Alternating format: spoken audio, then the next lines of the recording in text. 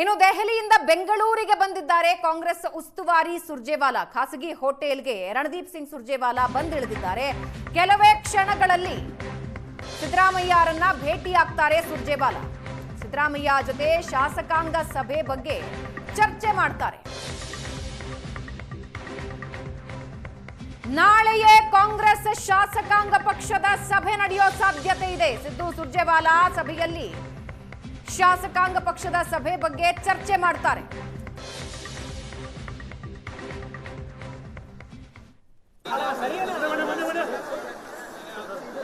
ಬೆಂಗಳೂರಿಗೆ ಬಂದಿದ್ದಾರೆ ಸುರ್ಜೇವಾಲಾ.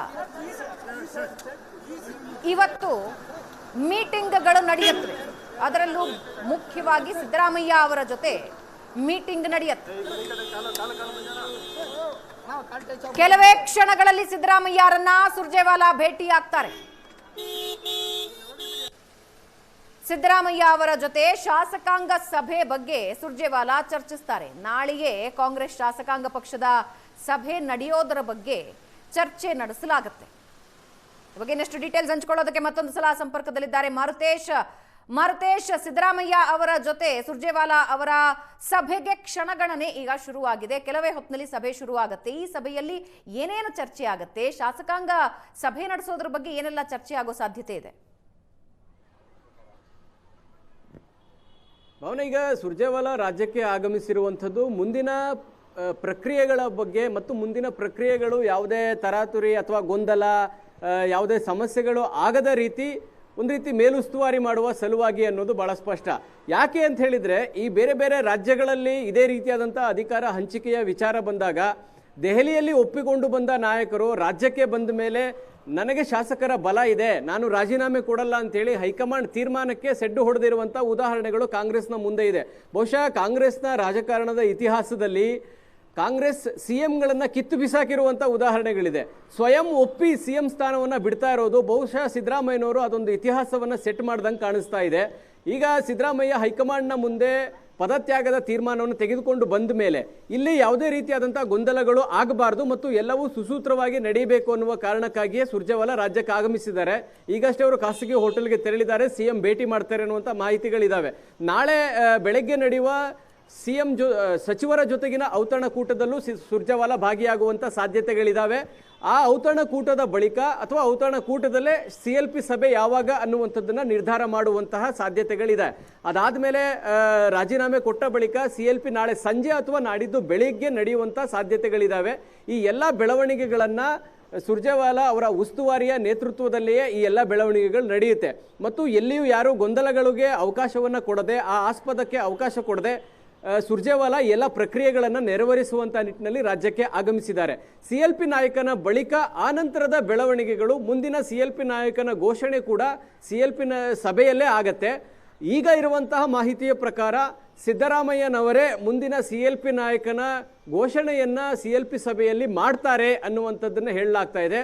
ಸಿದ್ದರಾಮಯ್ಯ ಅದನ್ನು ಒಪ್ಕೊಳ್ತಾರಾ ಬಿಡ್ತಾರಾ ಅನ್ನೋದ್ರ ಬಗ್ಗೆ ಒಂದು ಕ್ಲೂ ಇಲ್ಲ. ಆದರೆ ಹೈಕಮಾಂಡ್ ಹಂತದಲ್ಲಿ CM ಅವರೇ ಸ್ವತಃ ಒಪ್ಪಿ ಬಿಟ್ಟುಕೊಟ್ಟಿದ್ದಾರೆ. ಸಿದ್ದರಾಮಯ್ಯ ಅವರೇ ಮತ್ತೊಂದು CLP ನಾಯಕನ ಆಯ್ಕೆಗೆ ಅವರೇ ಸಾಕ್ಷಿಯಾಗಿದ್ದಾರೆ, ಅವರ ನೇತೃತ್ವದಲ್ಲೇ ಆಯ್ಕೆಯಾಗಿದೆ ಅನ್ನುವಂಥ ಸಂದೇಶ ಕೂಡ ರವಾನೆ ಆಗಬೇಕು. ಆ ಕಾರಣಕ್ಕಾಗಿ CM ಕೈನಲ್ಲೇ CLP ನಾಯಕನ ಘೋಷಣೆಯನ್ನು ಮಾಡಿಸುವಂತಹ ಯೋಜನೆಯನ್ನು ಹೈಕಮಾಂಡ್ ಹಾಕೊಂಡಿದೆ. ಆ ಕಾರಣಕ್ಕಾಗಿ ಸುರ್ಜೇವಾಲಾ ರಾಜ್ಯಕ್ಕೆ ಆಗಮಿಸಿದ್ದಾರೆ. CLPಯ ನಾಯಕನ ಘೋಷಣೆ ಬಳಿಕ ಉಳಿದ ತೀರ್ಮಾನಗಳು ಆಗತ್ತೆ. ಭಾವನಾ, ಅಂದ್ರೆ ಈಗ ಸಿದ್ದರಾಮಯ್ಯ ಮತ್ತು ಸುರ್ಜೇವಾಲಾ ಈ ಮೀಟಿಂಗ್ ನಲ್ಲಿ ಬೇರೆ ಏನಾದರೂ ಬಾರ್ಗೇನಿಂಗ್ಗಳು ನಡೆಯತ್ವಾ? ಸಿದ್ದರಾಮಯ್ಯ ಅವರ ಬಣ ಅಥವಾ ಮುಂದಿನ ಹಂತದಲ್ಲಿ ಏನೆಲ್ಲ ನಿರ್ಧಾರಗಳು ಇವರ ಪರವಾಗಿ ಆಗಬೇಕು, ಆ ಬಾರ್ಗೇನಿಂಗ್ಸ್ ಏನಾದರೂ ನಡೆಯತ್ತಾ? ಭವನ, ಈಗ ಅದೆಲ್ಲದೂ ಆನಂತರದ ಚರ್ಚೆ. ಈಗ ಸದ್ಯಕ್ಕೆ ಇರುವಂಥದ್ದು ಸಿದ್ದರಾಮಯ್ಯನವರು ರಾಜೀನಾಮೆ ಕೊಡಬೇಕು, ಆ ಬಳಿಕ CLP ಸಭೆ ಸುಸೂತ್ರವಾಗಿ ನಡೆದು CLP ನಾಯಕನ ಆಯ್ಕೆಯಾಗಬೇಕು. ಈ ಪ್ರಕ್ರಿಯೆಗಳು ನಡೆದ ಬಳಿಕ ಉಳಿದ ತೀರ್ಮಾನಗಳಾಗುತ್ತೆ. ಸಚಿವ ಸಂಪುಟಕ್ಕೆ ಯಾರನ್ನ ಸೇರಿಸ್ಕೊಳ್ಬೇಕು, ಯಾರನ್ನ ಕೈ ಬಿಡಬೇಕು, ಹೆಚ್ಚುವರಿ DCM ಮಾಡಬೇಕಾ ಬೇಡವಾ, ಈ ಎಲ್ಲ ಬೆಳವಣಿಗೆಗಳು CLP ನಾಯಕನ ಆಯ್ಕೆಯ ಬಳಿಕ ನಡೆಯುತ್ತೆ. ಅಲ್ಲಿಯ ತನಕ ಯಾವುದೇ ಚರ್ಚೆಗಳಾಗಲಿ ಬಾರ್ಗೇನಿಂಗ್ ಆಗಲಿ ನಡೆಯೋದಿಲ್ಲ. ಸಿದ್ದರಾಮಯ್ಯ ಹೈಕಮಾಂಡ್ಗೆ ಏನು ಪ್ರಾಮಿಸನ್ನು ಮಾಡಿ ಬಂದಿದ್ದಾರೋ ಆ ಪ್ರಾಮಿಸ್ ಅದೇ ರೀತಿಯಾಗಿ ಯಥಾವತ್ತು ನೆರವೇರಬೇಕಾಗಿರುವಂಥದ್ದು ಅಥವಾ ನೆರವೇರಿಸಬೇಕಾಗಿರುವಂತಹ ಜವಾಬ್ದಾರಿ ಈಗ ಸುರ್ಜೇವಾಲಾ ಅವರ ಮೇಲಿದೆ. ಯಾಕೆ ಅಂದರೆ ಇವತ್ತು ಸಿದ್ದರಾಮಯ್ಯನವ್ರನ್ನ ಭೇಟಿಯಾದಂಥ ಅವರ ಬೆಂಬಲಿತ ಸಚಿವರು ಶಾಸಕರು ಎಲ್ಲರೂ ಕೂಡ ಸಿದ್ದರಾಮಯ್ಯನವರು ತೆಗೆದುಕೊಂಡಂಥ ತೀರ್ಮಾನಗಳ ಬಗ್ಗೆ ತೀವ್ರ ಆಕ್ಷೇಪವನ್ನು ವ್ಯಕ್ತಪಡಿಸಿದ್ದಾರೆ. ನೀವು ಏಕಾಏಕಿ ಯಾಕೆ ಈ ತೀರ್ಮಾನವನ್ನು ತೆಗೆದುಕೊಂಡು ಬಂದ್ರಿ, ಯಾಕೆ ಹೈಕಮಾಂಡ್ನ ಮುಂದೆ ಒಪ್ಪಿಗೆ ಸೂಚಿಸಿ ಬಂದ್ರಿ ಅನ್ನುವಂತಹ ಆಕ್ರೋಶವನ್ನು ಹೊರಹಾಕಿದ್ದಾರೆ. ಇದು ಸರಿಯಲ್ಲ, ನಾವು ನಿಮ್ಮ ಪರವಾಗಿ ಸಹಿ ಸಂಗ್ರಹ ಮಾಡ್ತೀವಿ ಅಂತೇಳಿ ಸಿದ್ದರಾಮಯ್ಯನವರು ಮುಂದೆ ಹೇಳಿದ್ದಾರೆ. ಆದರೆ ಸಿದ್ದರಾಮಯ್ಯ ಆ ರೀತಿಯಾದಂತಹ ತೀರ್ಮಾನಗಳನ್ನು ಮಾಡಬೇಡಿ, ನನಗೆ ಅದು ಒಂದು ರೀತಿ ಅಪವಾದ ಆಗತ್ತೆ, ಆ ಥರದ ನಿರ್ಧಾರಗಳನ್ನು ಮಾಡಬೇಡಿ ಅಂತ ಹೇಳಿದ್ರು ಕೂಡ ನೀವು ಏನೇ ಹೇಳಿದ್ರು ನಾವು ನಮ್ಮ ನಿರ್ಧಾರವನ್ನು ಮಾಡ್ತೀವಿ, CLPಯಲ್ಲಿ ಇದನ್ನು ವರಿಷ್ಠರ ಗಮನಕ್ಕೆ ತರ್ತೀವಿ ಅಂತ ಹೇಳಿ ಕೆಲ ಶಾಸಕರು ಸಹಿ ಸಂಗ್ರಹ ಮಾಡುವಂಥ ತೀರ್ಮಾನವನ್ನು ಸಿದ್ದರಾಮಯ್ಯನವರ ಮುಂದೆ ಹೇಳಿ ಹೋಗಿದ್ದಾರೆ. ನಾಳೆ ಇದು CLP ಒಳಗಡೆ ಜಟಾಪಟಿಗೆ ಕಾರಣ ಆಗಬಾರ್ದು. ಈಗ ಬಾರ್ಗೇನಿಂಗ್ ಎಲ್ಲ ಮುಂದಿನ ಹಂತದ ಪ್ರಕ್ರಿಯೆಗಳು, ಅಂದರೆ ಯಾರಾಗಬೇಕು ಯಾರಾಗಬಾರ್ದು, ನಿಮ್ಮ ಕಡೆಯವರು ಅಥವಾ ಸಿದ್ದರಾಮಯ್ಯ ಹೇಳುವಂಥ ಹೆಸರುಗಳು ಸಚಿವ ಸಂಪುಟಕ್ಕೆ ಸೇರ್ಪಡೆ ಆಗೋದು, ಇದೆಲ್ಲ ನಂತರದ ಪ್ರಕ್ರಿಯೆ ಆಗುತ್ತೆ ಭಾವನಾ. ಸದ್ಯಕ್ಕೆ CLP ಸುಸೂತ್ರವಾಗಿ ನಡೆದು CLP ನಾಯಕನ ಆಯ್ಕೆ ಆಗಬೇಕಾಗಿದೆ. ಆ ಕಾರಣಕ್ಕೋಸ್ಕರ ಸುರ್ಜೇವಾಲಾ ಅವರ ಮೇಲೆ ಈ ಜವಾಬ್ದಾರಿ ಹೆಚ್ಚಾಗಿ ಕಾಣಿಸ್ತಾ ಇದೆ ಭಾವನಾ. ಎಸ್, ಧನ್ಯವಾದ ಮರ್ತೇಶ್.